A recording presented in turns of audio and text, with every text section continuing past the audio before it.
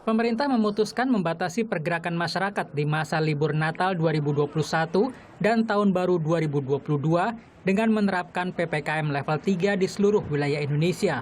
Hal ini sebagai langkah antisipasi kenaikan kasus COVID-19.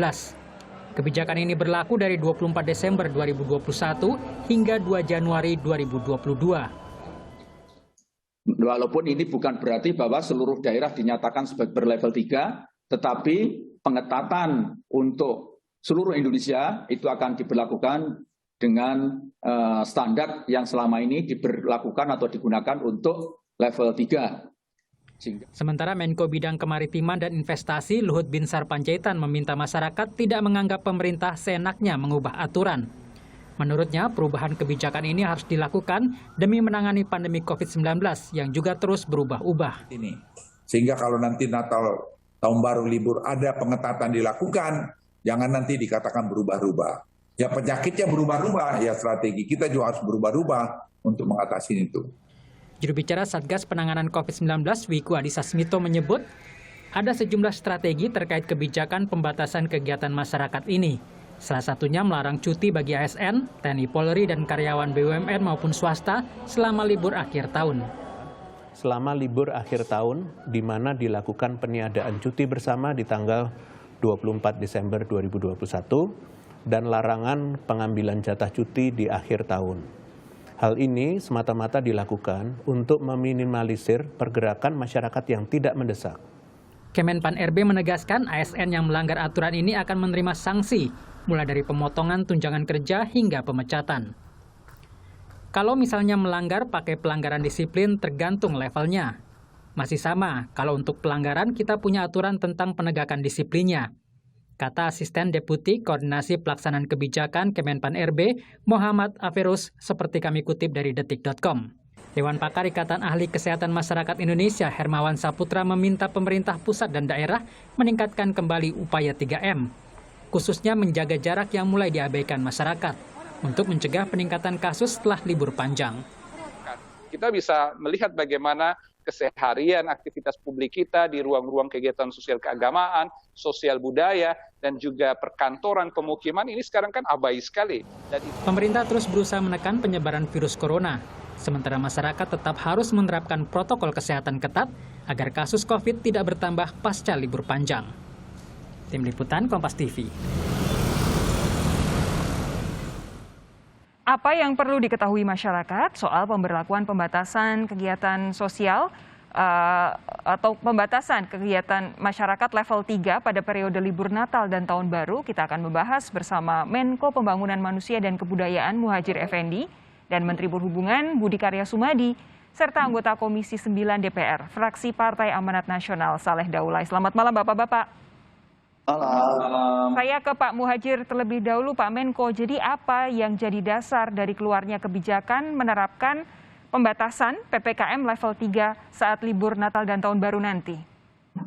Yang menjadi dasar ya terutama upaya kita untuk mempertahankan capaian penanganan COVID-19 selama ini yang bisa dikatakan sudah sangat landai. Ini harus kita pertahankan. Kemudian yang kedua juga mengantisipasi kemungkinan terjadinya gelombang ketiga, mengingat di mancanegara terutama wilayah Eropa dan beberapa negara tetangga kita juga sedang memasuki gelombang ketiga, dan inilah yang harus kita antisipasi betul.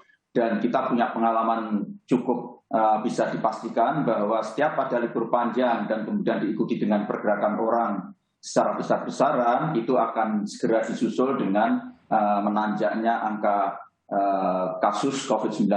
Bahkan bisa sudah dibilang kita sudah pernah mengalami gelombang kedua. Betul. Dan inilah yang harus kita antisipasi. Oleh sebab itu pada libur Nataru sekarang ini kita berlakukan pengetatan, dan pengetatannya mengadopsi pedoman atau ketentuan yang selama ini berlaku untuk PPKM level 3 plus nanti ada penambahan beberapa pengetatan, terutama untuk menghindari terjadinya kerumunan besar-besaran atau bisa mengundang kerumunan besar pada beberapa acara tertentu, mulai dari pesta Tahun Baru, kemudian juga pelaksanaan peribadatan nanti juga akan kita tertipkan, dan juga tempat-tempat wisata Kalau perlu nanti ada beberapa tempat wisata yang memang pemerintah daerah tidak mungkin mengendalikan, ya harus ditutup. Ditutup saja, baik. Tapi kalau seperti ini artinya mudik atau liburan akhir tahun dilarang ya Pak ya? Itu yang lebih kompeten nanti Pak Menteri Perhubungan itu. Oke. Apakah ini dilarang dan larangannya seberapa itu nanti biar Pak. Oke, Pak Budi silakan. Ya, seperti yang disampaikan oleh Pak Menko tadi, bahwa PPKM level 3 akan diberlakukan. Tandanya apa? Tandanya kita akan konservatif. Ya, konservatif melihat apa yang terjadi di negara-negara maju pun. Ya, sehingga kita melakukan kegiatan itu harus teliti. Ya. Kami sekarang ini sedang bicara dengan Kemendagri, dengan Satgas, dengan Kementerian Kesehatan, dengan Polri, dengan TNI. Nah ini kita bahas bagaimana level yang akan kita lakukan. Supaya di satu sisi kita tetap menjaga kenyamanan masyarakat, tetapi kita pastikan bahwa kita konservatif, kita jaga secara ketat. Berita-berita yang ada di Amerika maupun Inggris, ini membuat kita harus konservatif. Tapi bagaimana nanti penerapan pembatasan untuk mudik dan liburan ini, Pak Budi? Satu kan kita sebenarnya ada SOP yang sudah disampaikan pada waktu-waktu yang dulu. Maka SOP ini akan kita sampaikan kepada stakeholder, apakah itu kepada mereka-mereka yang mengelola prasarana, mengelola sarana, dan juga masyarakat. Oke.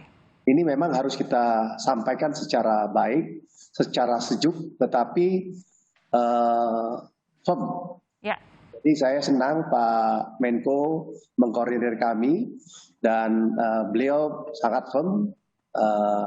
PPKM level 3 menunjukkan bahwa kita harus konservatif. Oke. Kita tidak ingin seperti di negara-negara maju pun. Betul, Jadi suatu lonjakan yang luar biasa. Betul, saat ini yang sedang ada kenaikan tinggi adalah di Jerman. Padahal Jerman waktu itu salah satu negara Amerika yang paling berhasil juga mengendalikan COVID begitu ya. Baik, Betul. Pak Saleh, Anda dari DPR bagaimana melihat penerapan aturan ini nanti menjelang tahun baru?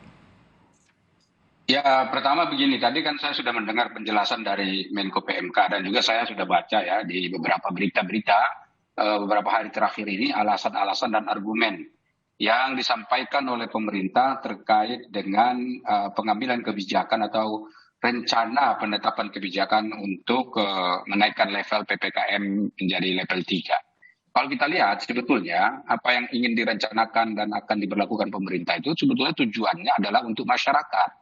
Di mana pemerintah tidak mau setiap akhir Lebaran atau akhir Nataru atau libur panjang itu selalu menyisakan problem, yaitu naiknya orang yang terpapar COVID.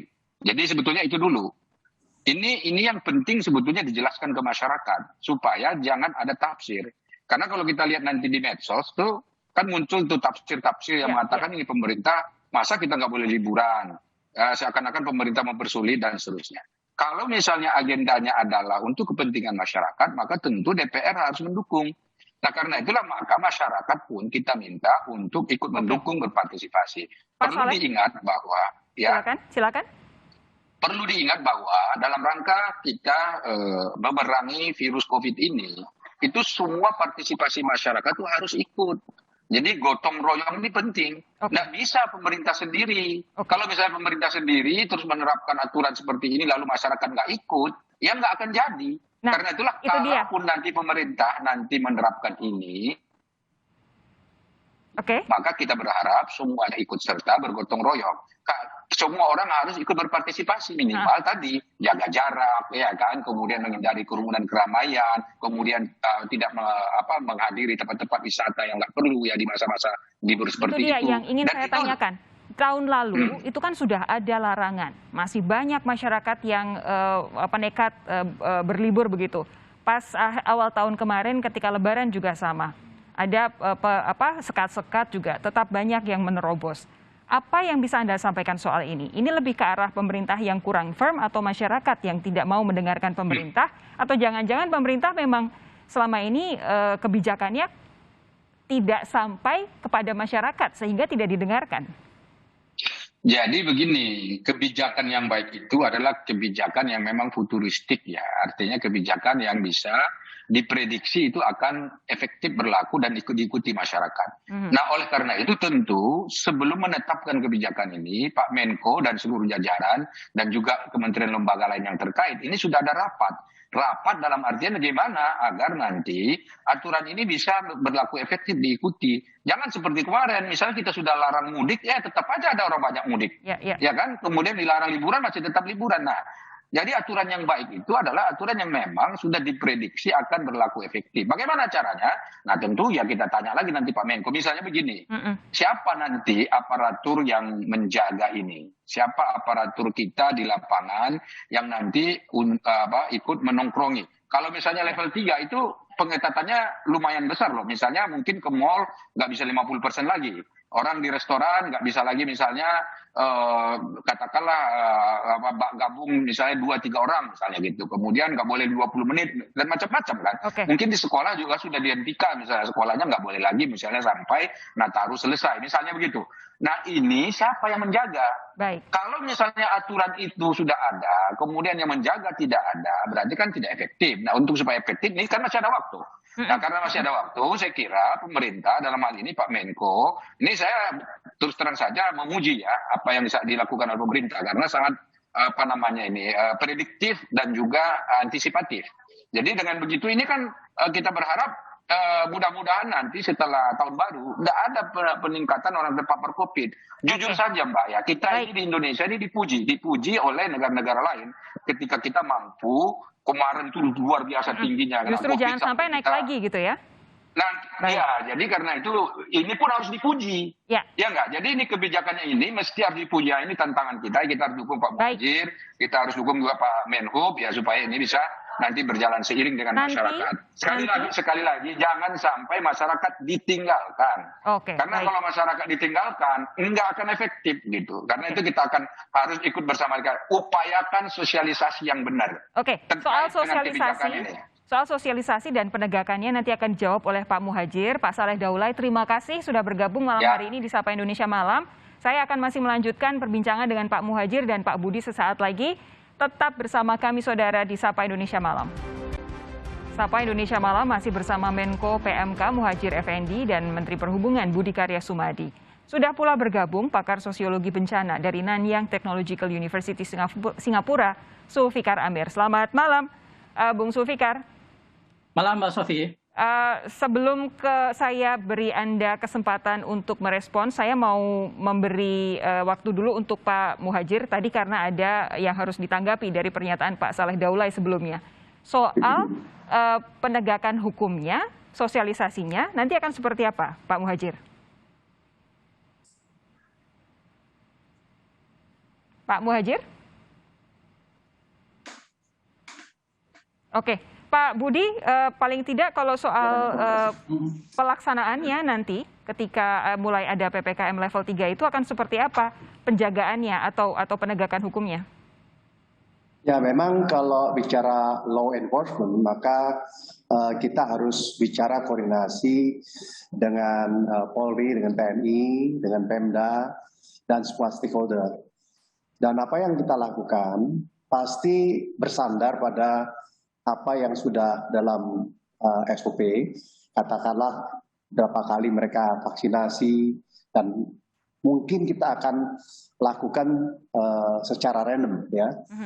Kalau kita bicara angkutan, laut, udara, kereta api itu relatif gampang di-handle. Karena setiap perjalanan mereka harus melakukan antigen. Tetapi yang di darat ini karena menyebar, maka yang seperti yang disampaikan oleh Pak Menteri Menko tadi, maka kita akan konsentrasi di beberapa tempat khususnya di tempat rekreasi, ya. Nah, peran dari TNI Polri sangat penting dan juga pemerintah daerah. Nah, ini kita sedang bahas. Pak Menko setiap minggu mengajak kami rapat 2 kali dalam seminggu, sehingga apa yang disampaikan tadi oleh Pak Saleh itu kita minggu depan akan berikan secara firm. Oke. Tapi perlu dimengerti bahwa lonjakan ini adalah volatile sekali, bahwa bisa saja terjadi pada minggu depan dan sebagainya. Oleh karenanya kita akan membahasnya secara detail dan mungkin kita ada alternatif apabila pada Desember itu ada suatu kenaikan, maka tindakannya makin konservatif, ya. Kita tidak akan menyampaikan. Nah, oleh karenanya kita memang menghimbau bahwa kalau bisa masyarakat itu di rumah saja. Baik.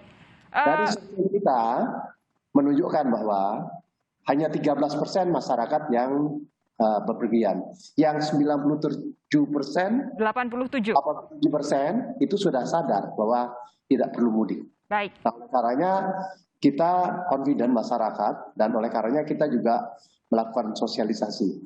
Pak Menko sangat detail dan kami akan mengikuti apa yang menjadi arahan Pak Menko. Bung Zulfikar, apa tanggapan Anda soal rencana penerapan PPKM level 3 ini nanti menjelang libur Natal dan Tahun Baru? Ya, pertama-tama saya ingin memberi apresiasi sebesar-besarnya kepada pemerintah Republik Indonesia, ya, khususnya ke Pak Menko dan Pak Menhub atas keputusan untuk memberlakukan PPKM level 3 di seluruh Indonesia. Menurut saya ini adalah sebuah bentuk anticipatory governance yang menerapkan prinsip-prinsip kehati-hatian ketika kita berhadapan dengan situasi yang penuh dengan ketidakpastian. Nah, di sisi lain memang kita bisa melihat kondisi di Indonesia yang alhamdulillah sampai saat ini situasi COVID masih terkendali, lepas dari fakta bahwa di negara-negara lain yang memiliki tingkat vaksinasi yang jauh lebih tinggi dari Indonesia itu mengalami lonjakan kasus yang luar biasa. Mereka sudah memasuki gelombang ke-5 di Jerman. Sekarang situasinya juga semakin mengkhawatirkan sehingga mereka harus melakukan lockdown lagi, dan beberapa negara di Asia. Nah, Indonesia selama sebulan terakhir kita bisa melihat jumlah kasus itu secara rata-rata per minggu itu jauh di bawah angka yang perlu kita khawatirkan gitu. Artinya sebenarnya Indonesia bisa dibilang sudah terkendali dengan sangat baik. Tetapi yang jadi pertanyaan mungkin ini buat Pak Menko dan mungkin buat Pak Menhub, yang selalu menjadi pertanyaan di antara para ilmuwan, sebenarnya apa yang terjadi dengan Indonesia? Mengapa Indonesia bisa mengalami kondisi yang relatif stabil seperti ini gitu? Karena kalau kita lihat tingkat vaksinasi di Indonesia itu masih di bawah 50% loh. Betul. Masih mungkin sekitar 30-40%. Lalu kemudian kalau kita lihat tingkat kedisiplinan masyarakat untuk melakukan prokes itu ada kecenderungan menurun. Selama saya kemarin kebetulan berada di tanah air selama 5 bulan dan 1 bulan terakhir saya mengamati perilaku masyarakat khususnya di tempat-tempat yang berisiko tinggi, perilaku protokol kesehatan itu semakin menurun gitu. Nah, ini yang jadi pertanyaan, kenapa Indonesia bisa stabil seperti sekarang? Apakah karena intervensi sosial yang kita lakukan itu benar-benar efektif, atau mungkin ada faktor-faktor yang lain? Nah, pertanyaan ini harus dijawab supaya kita tahu apa yang sedang terjadi dan apa yang harus kita lakukan. Tebakan Anda apa? Saya sendiri nggak tahu, kita harus lihat datanya dulu gitu. Ya kan? Mungkin karena tingkat infeksi yang sudah terlalu tinggi sehingga pada beberapa daerah tertentu kita sudah mencapai herd immunity. Sementara di daerah lain mungkin belum sampai gitu. Jadi kalau kita tahu apa yang sedang terjadi, kita akan jauh lebih mudah untuk melakukan intervensi yang lebih efektif sehingga pembatasan itu bisa lebih optimal tanpa harus mengurangi aktivitas masyarakat. Pak Menko silakan. Ya, menarik ini apa yang disebutkan oleh Pak Zulfikar. Kalau saya nyebut sebetulnya memang ada wilayah terra incognita ya. Jadi wilayah yang kita tidak tahu jawabannya apa gitu. Dan ini yang sedang kita cari. Kenapa Indonesia sekarang berada dalam posisi yang sangat baik, bahkan mungkin terbaik di dunia dalam mengatasi COVID-19 ini. Banyak spekulasi, misalnya memang ada keseimbangan antara imunitas alamiah dengan imunitas buatan, terutama keterpaduan antara mereka yang sudah terinfeksi cukup banyak ya, jumlahnya, kemudian ditopang dengan jumlah vaksinasi yang juga cukup banyak, dan itu menemukan titik keseimbangan sehingga membuat kita relatif terjaga gitu. Beda dengan Singapura misalnya, jauh-jauh hari sudah melakukan vaksinasi ketika yang terpapar masih jumlahnya sedikit. Begitu juga yang terjadi di Eropa. Ini ya. Tapi catatannya kan dengan kita berstrategi seperti itu, fatalitas kita tinggi kan ya Pak ya? Kita sudah sampai hampir 150.000 jiwa meninggal loh. Ini yang tercatat saja. Betul. Dan itu bukan strategi sebetulnya. Adalah suatu di luar perencanaan kita kan. Itu kan kejadian yang sifatnya unintended consequences dari kebijakan kita, yang sebetulnya kebijakan kita juga sangat terbatas, tidak banyak pilihan waktu itu. Misalnya karena kita memang nggak punya vaksin sendiri, ya kita nunggu jual beli di pasar internasional misalnya. Tapi semua itu saya kira ada semacam blessing in disguise untuk kita. Karena itu sekarang ini kita juga masih berada dalam posisi seperti itu, dan kita tidak mau ambil risiko, makanya libur Natal tahun baru ini kita perketat itu salah satunya itu, karena terlalu banyak wilayah yang kita tidak ketahui dalam kaitannya dengan penanganan COVID-19. Kami harapkan memang betul-betul nanti ada penelitian lebih lanjut dari pemerintah supaya masyarakat tahu apa sebenarnya yang jadi titik keunggulan Indonesia sehingga bisa turun kasusnya sebanyak ini supaya kita bisa belajar lagi. Tapi satu pertanyaan terakhir buat Bung Zulfikar, kalau kemudian PPKM level 3 untuk menjelang Natal dan Tahun Baru itu baru dilaksanakan pada tanggal 24 Desember, menurut Anda pas atau terlalu mepet? Saya pikir memang itu adalah masa yang yang paling krusial ya. Jadi saya kira keputusan pemerintah untuk melakukan PPKM pada saat itu sudah cukup tepat.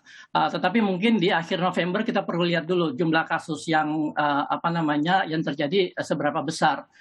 Karena saya pikir kalau misalnya memang gelombang ketiga akan terjadi di Indonesia, mestinya kita sudah melihat tanda-tanda akhir November. Tapi mudah-mudahan itu tidak terjadi. Baik, kita nantikan bersama-sama. Pak Muhadjir, terima kasih. Pak Budi Karya Sumadi, terima kasih. Bung Zulfikar Amir, terima kasih sudah bergabung malam hari ini. Sehat terus. Anda bertiga, kita jumpa lagi lain waktu ya, Bapak-Bapak ya. Selamat malam. Insya Allah. Terima kasih.